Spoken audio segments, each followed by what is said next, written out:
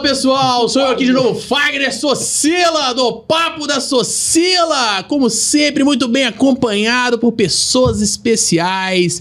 E hoje, galerinha, do meu lado direito aqui, esse cara do paletó azul, cor sim, cor não, é isso?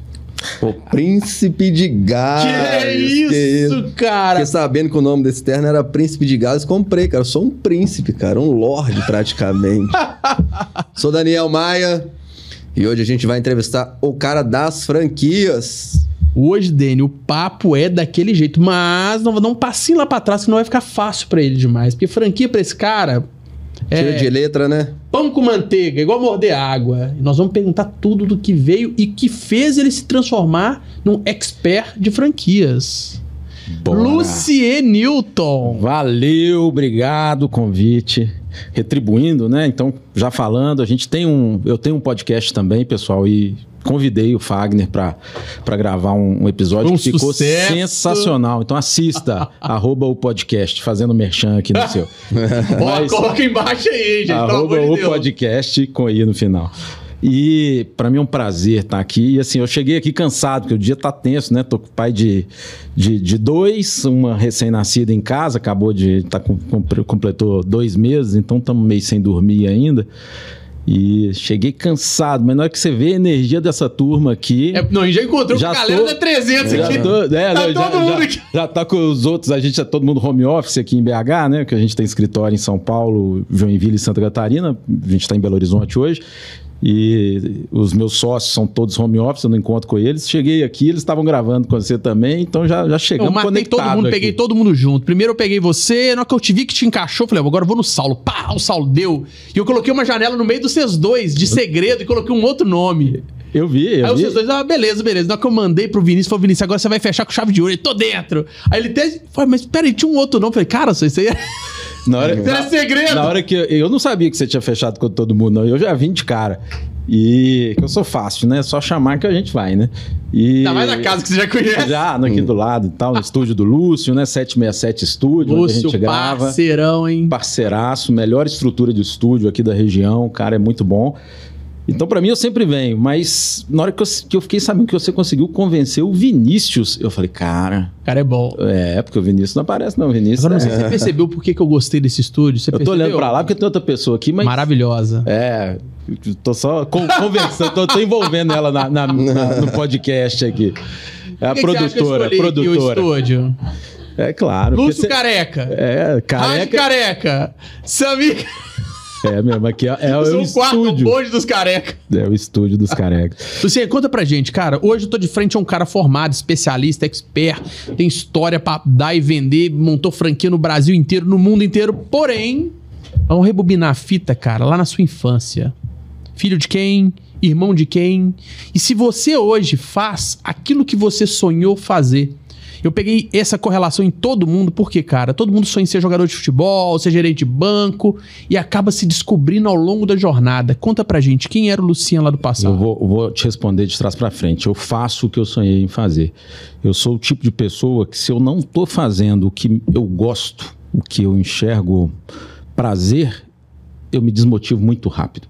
Eu acredito que muita gente é assim, né? Não sou só eu que é assim, não. Isso não é uma característica exclusiva minha, não. Geralmente, ser humanos, você sabe bem disso, quando ele faz o dia dele, do acordar ao ir para a cama dormir com prazer, ele vai fazer tudo sem cansar, sem pestanejar, da melhor forma possível, e vai ter prazer na execução, na caminhada. E às vezes a gente se vê em cenários que você acaba indo para uma toada, para um ritmo, para um lado, que você acaba fazendo o que você não tem prazer, né? Então, quando você vê, você vê pessoas aí, eu encontro com várias pessoas à minha volta que estão há meses, semanas, anos, reclamando, cansadas, exatamente porque não encontraram prazer nas coisas, né? Você fechou um ciclo muito curto. Você é um cara de uma experiência muito grande, mas você fechou um ciclo muito curto de acordar e dormir. Por que você usou um ciclo tão curto?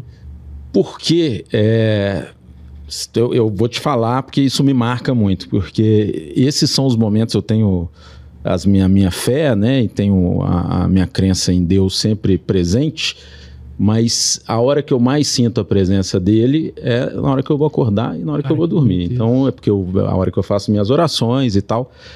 Então, para mim, o dia se resume em acordar bem e estar bem conectado e poder fechar o dia, mesmo que eu tenha saído, que eu tenha tomado uma, que deitar na minha cama e agradecer. Sensação de presença, então, né? Isso Presente. marca a minha vida é essa. Só para te responder, porque você fez a pergunta e se deixar, né, gente? A gente fala demais. Vamos lá, 10 anos. Você estudava com Vamos quem? lá. Filho de quem? E por que tá apaixonado com franchise? Então, eu faço o que eu amo, por isso que eu tô aqui, mas nem sempre foi assim. Mas nasci no mundo da franquia.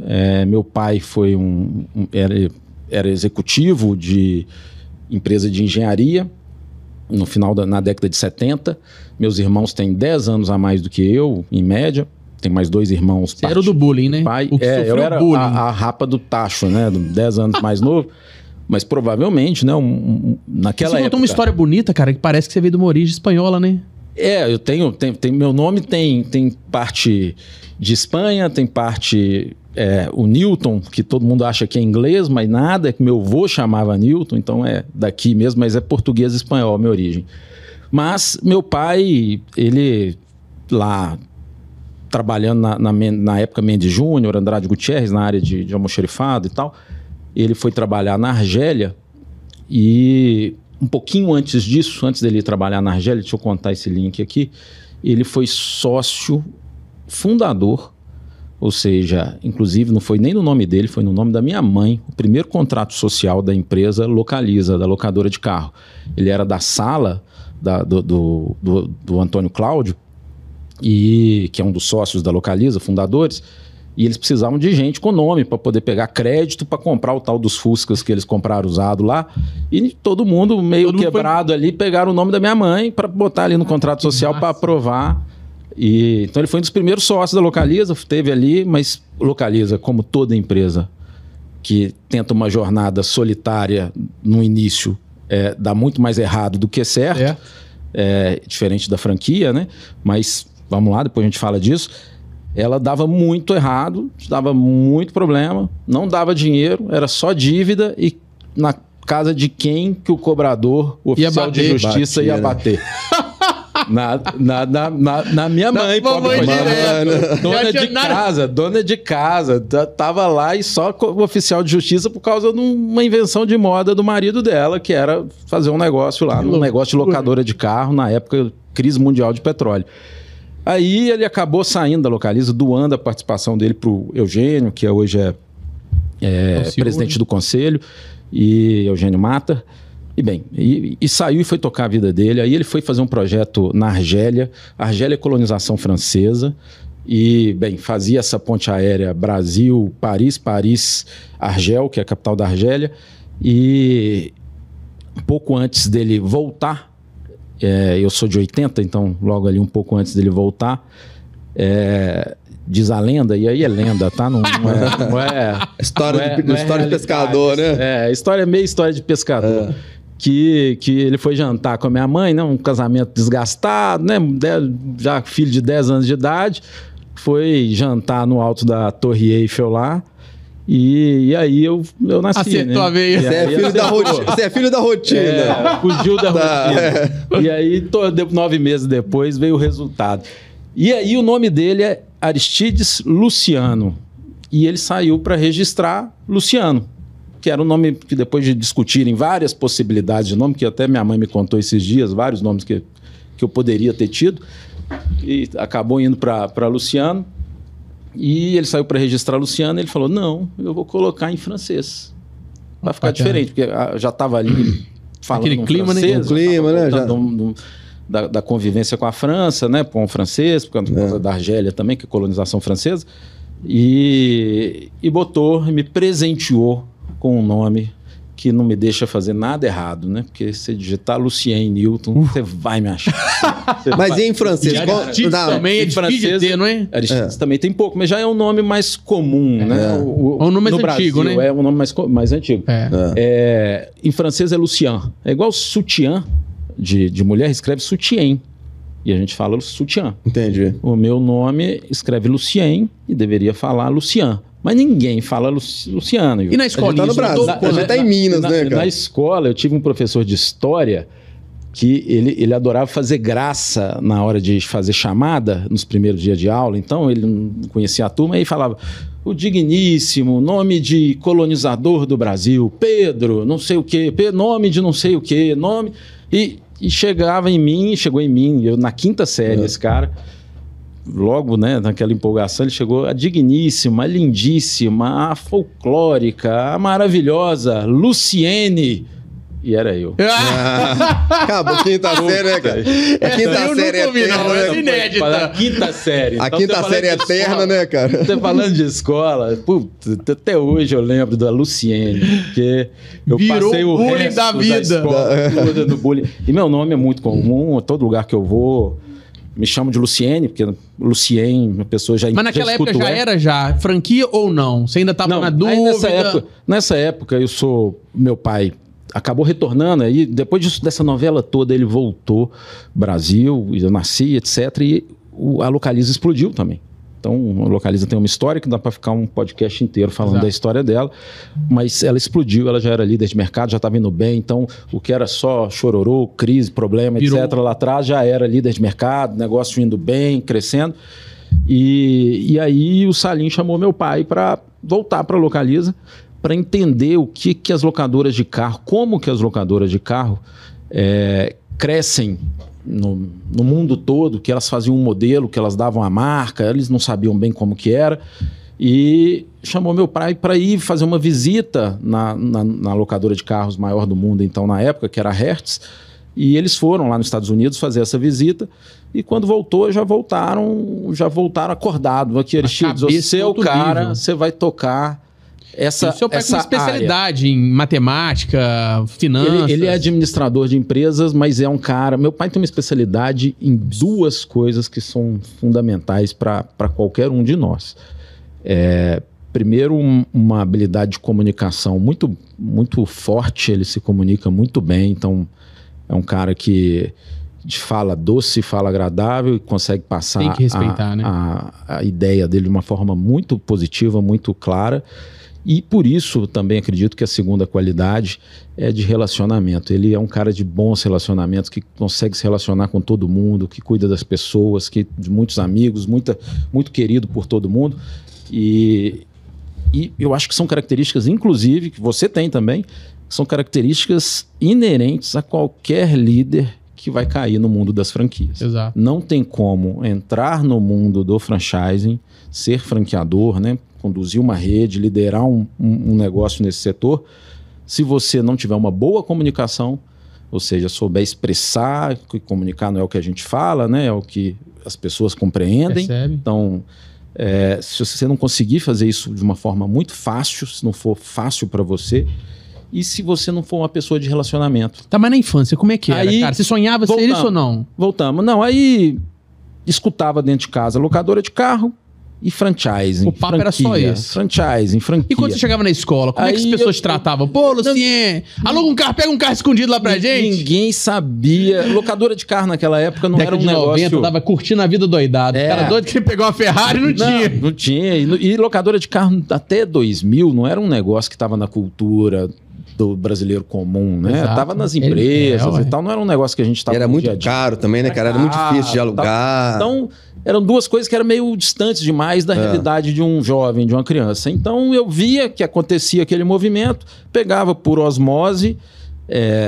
Meus pais são separados, moravam com minha mãe, etc. Mas pegava, quando estava com meu pai, pegava as coisas por osmose, mas nunca tive essa proximidade. A ponto, para você ter uma noção, com 14 anos, meu pai comprou uma fazenda de café para desestressar, né? Acho que é para perder dinheiro, né? Hoje já tá ganhando dinheiro, porque tá caro o café. Nossa! Mas ele comprou uma fazenda Visão de café futuro. Lá em Araxá, Café do Cerrado, e com 15, 16 anos, eu fui passar uma temporada lá com meu tio, que mora lá até hoje, e ele que cuidava da fazenda, e eu fui colher café, fiquei no campo, fiquei no mato e tal, e apaixonei, falei, cara, eu vou ser agrônomo, vou ser Aqui é o agrônomo. lugar. e Vai tal. pro agro. Graças a Deus, foi só a paixão de verão, porque não deu Na hora que certo. ele começou a ralar, tomar Não deu sol nas certo. costas. Não deu certo. Não, eu gostei. Eu gosto de trabalhar, não tem problema. Mas ainda bem que logo em seguida aí foi ficando mais adolescente, já foi chegando a hora de direcionar ali um pouco melhor o que eu queria. E vendo meu pai, aí já tendo uma noção mais de mundo, tendo o exemplo do meu pai, que é um trator para trabalhar e que Isso pensa aí, em negócio sem dúvida. 24 horas por dia. E acessível, né? Acessível e tal. Então, eu vendo esse cenário, meus irmãos foram para o lado da administração também, para a parte de... E aí eu falei, cara... Você se esbarra com seus irmãos nos negócios? Já esbarrei mais. Hoje eu tenho uma irmã trabalhando comigo, então ela o tempo tá todo. sempre Tá sempre junto. E meu irmão mora na Bahia e tem a vida dele lá, então já não... Não tá. Mas a gente já teve momentos que a gente fez negócio juntos. Mas aí, na minha entrada, então eu fui para a administração meio que por osmose também.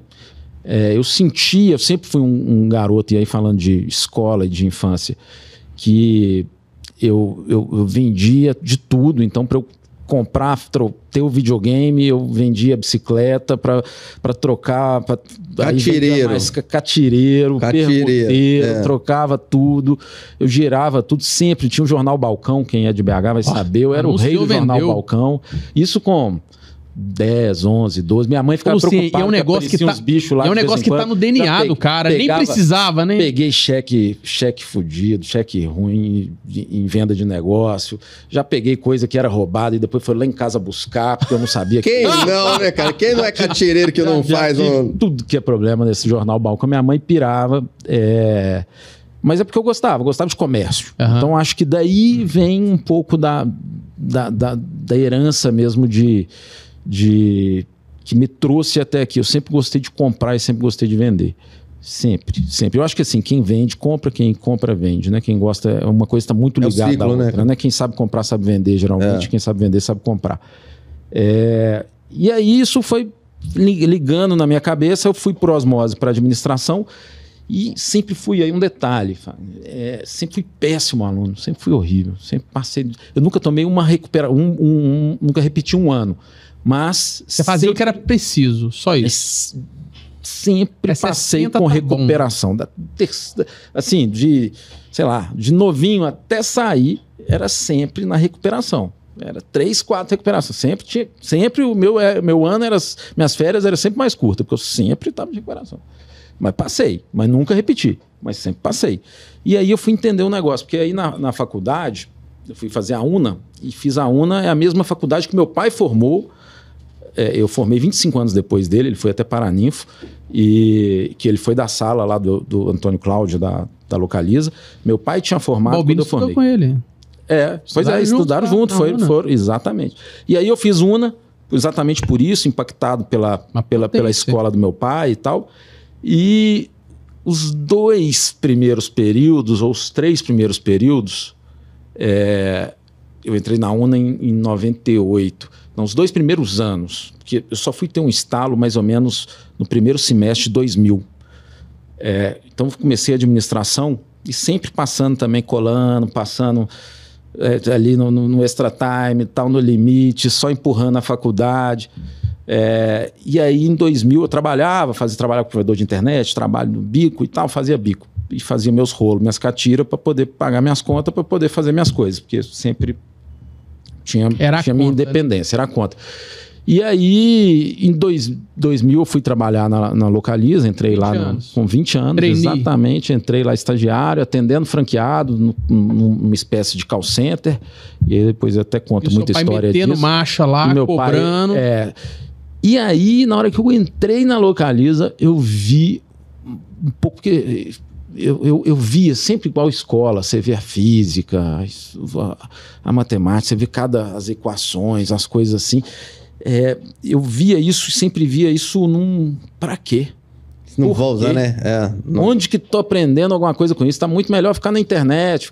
Eu peguei o início da internet, né? Era maravilhosa, e tal.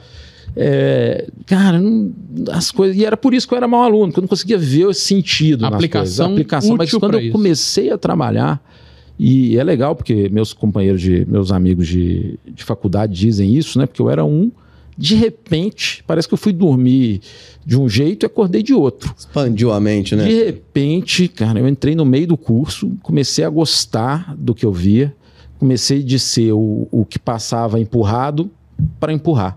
Mas você vê uma lógica em aplicar aquilo que você estava aprendendo, né? Você viu o nego de cima para baixo da administração. Porque até então você não conseguia aplicar. Você entrou num lugar que você conseguia aplicar aquilo que estava te ensinando. E não que a gente consiga aplicar tudo que a gente vê num curso de administração, mas eu consegui ver sentido nas coisas. Me abriu e aí eu engajei. E aí é o que aí linka com o primeiro início, quando a gente faz o que a gente gosta.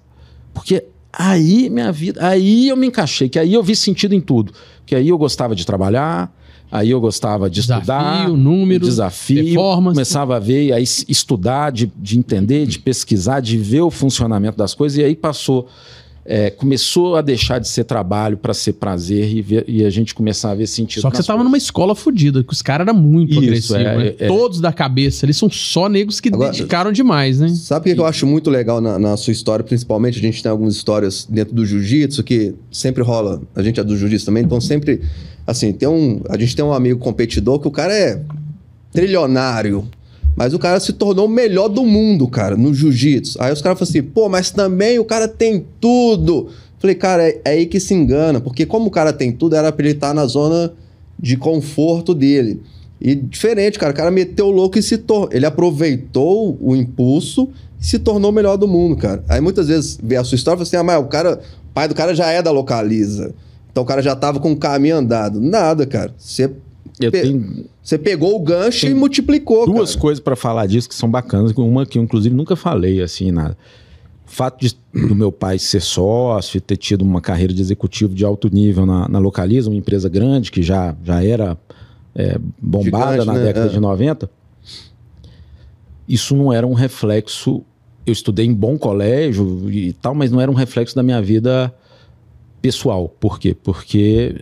Eu falei, pais separados. Pais separados, no litigioso, na porrada, cara, não sobra dinheiro, não. É o que sobra vai pra você. Não, e olhe lá. Não tinha. Então, o que eu tinha de dinheiro? Uma escola boa, curso de inglês, se eu quisesse fazer, uma atividade física, se eu quisesse fazer, material. Você tem a oportunidade. Tchau. Não tinha mais R$1 para nada. Você tinha a oportunidade. E do outro lado, nas minhas outras...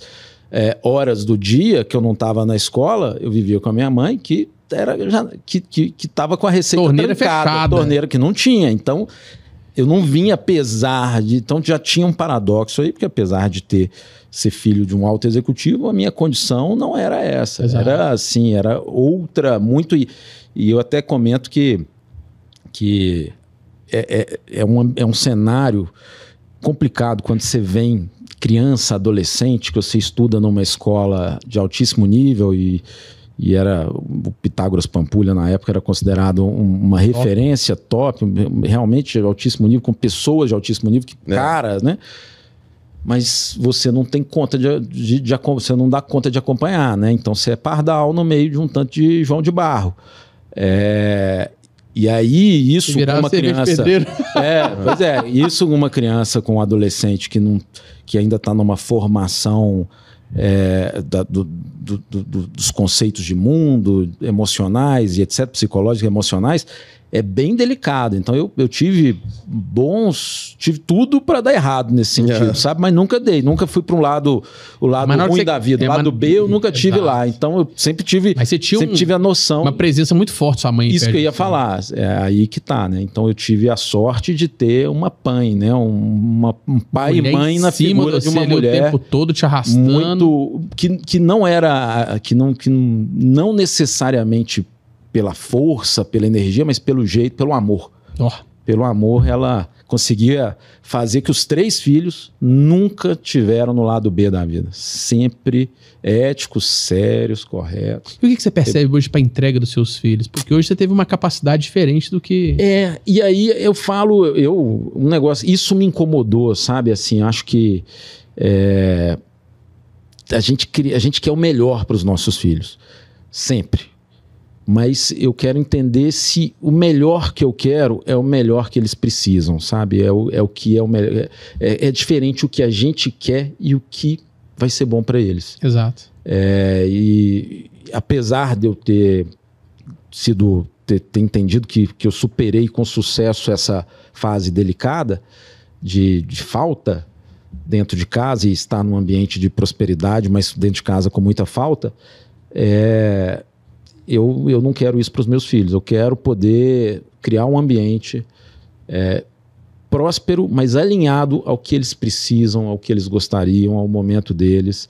E vai ser o que tiver que ser. Obviamente, repito, nós como pais, a gente sempre quer o melhor dos mundos, mas eu vou dar o melhor dos mundos porque eu trabalho para isso. Mas eu quero sempre ter a consciência tranquila que eles vão poder ter uma vida cercada de amor, só isso. Eu percebo muito que a galera da década de 80 que cresceu ali no pouco e vai aprender a viver no muito, né? Todos nós crescemos no pouco, cara. A gente sabe o valor de cada que é uma peça de roupa, apenas de ter um tênis só, dessas coisas. Não, de ter que vender, cara. Eu tinha que vender tênis usado. Eu importava da China o tênis, na época de Nike Shox, cara. Eu trazia, importava da China. Eu importei mais de 180, não tinha nem Mercado Livre direito, não tinha nem dropshipping, essas coisas que fazem. Eu descobri um contato na China, na internet, eu importava, vendi mais de 180 pares de tênis. CD, cara, CD, a turma da faculdade pedia CD pra mim, eu vendia 20 conto um CD, cara. Eu pagava minha noitada, meus negócios todos. Então, e por isso que você sabe que existe valor em algumas coisas e outras coisas existe preço. Isso, e quando você projeta isso pro seu filho, cara, você fica ali aquele dilema o tempo todo, fala, cara, isso aqui é supérfluo, isso aqui não vai fazer diferença, e a gente fica lutando contra isso o tempo todo, né? O tempo todo, e é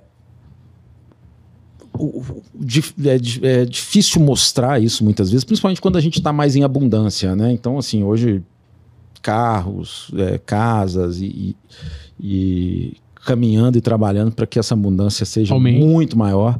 Então é difícil você começar a mostrar esse valor, mas eu acho que humildade, doses de realidade e amor é o que faz a diferença. É o que vai fazer a diferença. A gente também vem de uma cultura de escassez também, né? Vamos considerar isso. Isso aí. A cultura de escassez é assim, eu quero dar o melhor pro meu filho. Ok, eu tenho 3 filhos também, ok?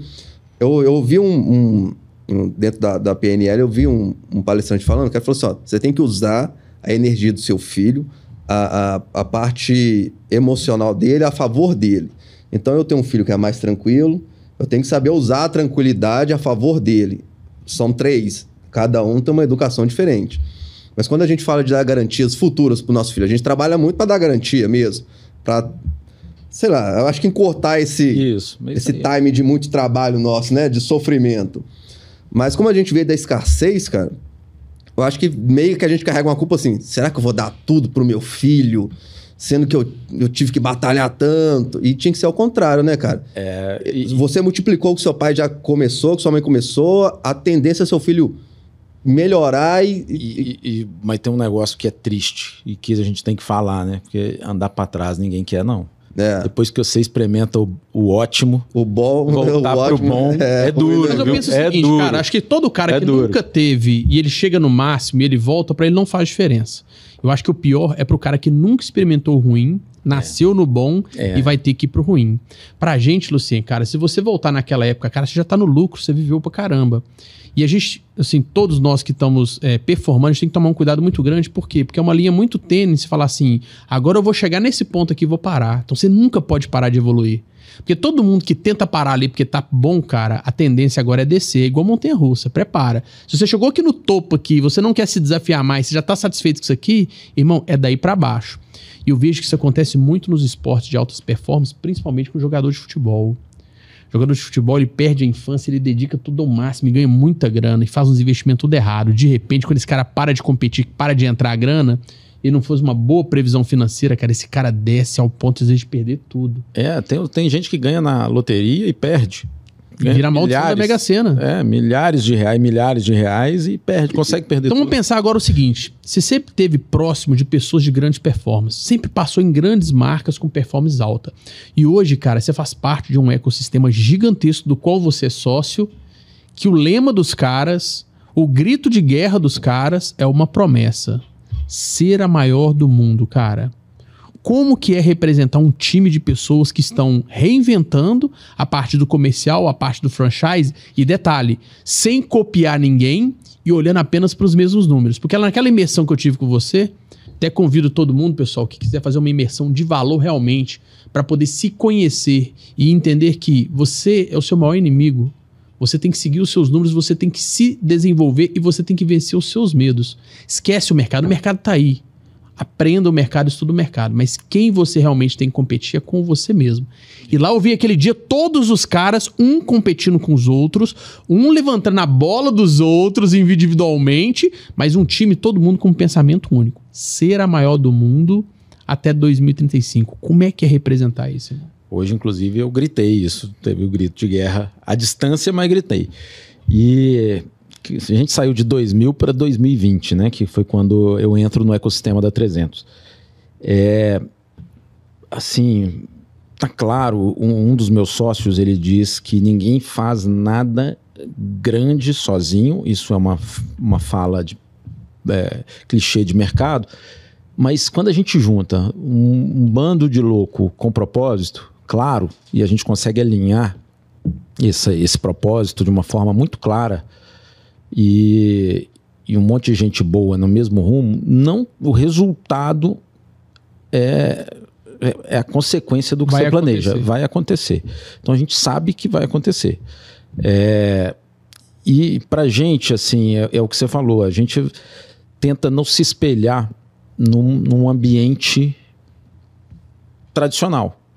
Porque se a gente estivesse dentro, e eu vim desse ambiente tradicional, que eu carinhosamente chamo de dinossauro, eu vim desse ambiente do franchising, da franquia e de um mundo muito engessado, com muito mais por que não do que porque sim. E quando eu me juntei aí com os meus sócios, que eu tive a oportunidade de vender a empresa e fazer uma aliança empresarial com eles, e eles já tiveram essa possibilidade de sair de um ambiente engessado e abrir a cabeça com a Endeavor e em outros, bebendo a água de outras fontes, a gente viu que dá para fazer e que não tem obstáculo para que não seja superado. Não é o processo final, agora é tempo. E que a gente não precisa ficar olhando no que tem pronto. Exato. A gente constrói. O que você disse a gente é autêntico. Quando eu dou vários exemplos, por exemplo, a palavra ecossistema no franchising, hoje tem um tanto de gente usando. A aceleradora, todo mundo usando. Então, assim, e é cheio de coisa. A gente usa o termo, a gente faz, mas a gente... Por que a gente coloca condições, nomes e inventa modelos e depois tem um tanto de gente seguindo? Primeiro porque a gente traz de fora para dentro, traz a novidade, traz o que ninguém está fazendo. Segundo, que é o lema nosso, que tudo a gente está olhando para essa palavrinha, chama resultado. Resultado é o pai da razão, cara. Acabou. Pronto. Você pode Contra falar dados, o que você não quiser, a gente bota o resultado. Estava numa reunião ontem com esses sócios, e com o Vinícius, que você fez o podcast com ele antes aqui, e tem uma estratégia que a gente está fazendo que um dos sócios falou, olha, eu não acredito, mas testa, vamos testar, vamos fazer, já que você desenhou e fez tudo tão elaborado, desenha, testa, bota em prática, traz o resultado. Então vou colocar na mesa aqui então uma palavra que veio antes do Vinícius, Saulo Araújo. Não tenha medo de errar. Vai de frente com isso aí que você tá falando. É isso aí. O Saulo é um exemplo... É bizarro. Porque ele teve com... Uma história que ele contou de vida aqui, do pai dele, Bonina Joias e tudo mais.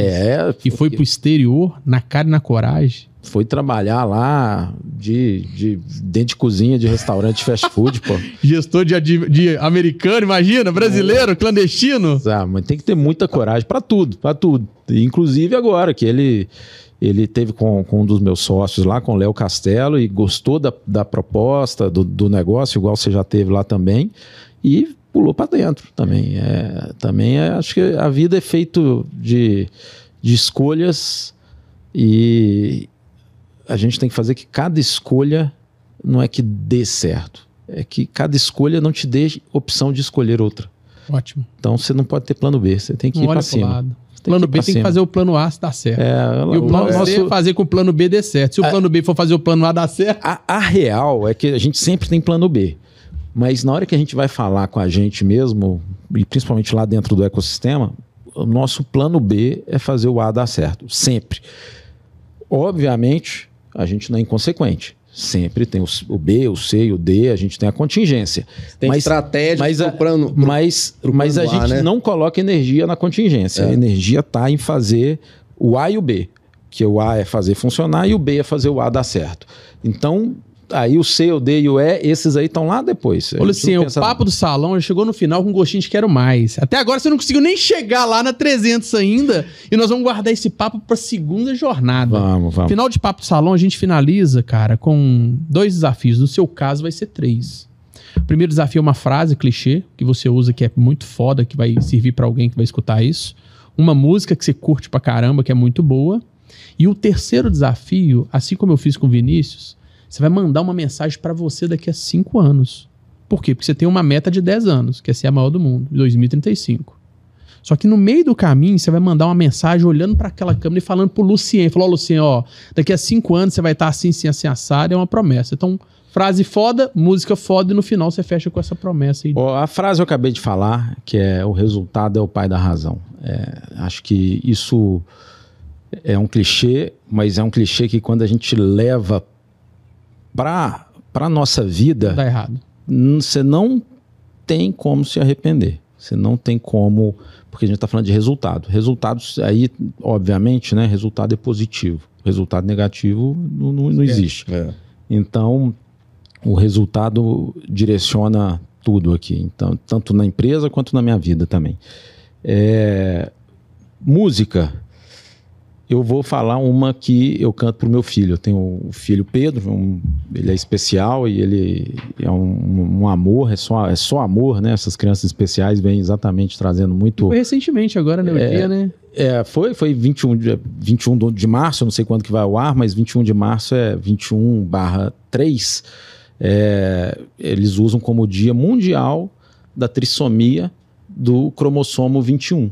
Isso. Então é 3, porque é trissomia, 21, cromossomo 21, e a trissomia do cromossomo 21, ou seja, você ter 3 cromossomos onde era no cromossomo número 21, onde eram para ter apenas 2, ou seja, você tem um pouquinho a mais, é a síndrome de Down. E o amor infinito. Que é o que meu filho, o meu filho, que é o Pedro.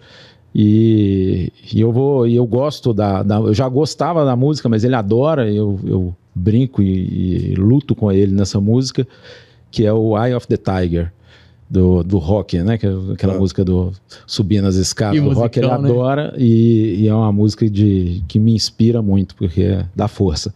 Primeiro, por causa da música, eu gosto, a letra dela é boa, né? Já é do filme, a gente já e segundo, porque eu lembro dele. Então, essa música é fácil, essa foi fácil.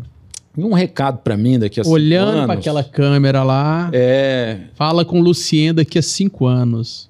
Cara, que você, Lucien, daqui a 5 anos tenha conseguido ficar mais com a família e dedicar um pouquinho menos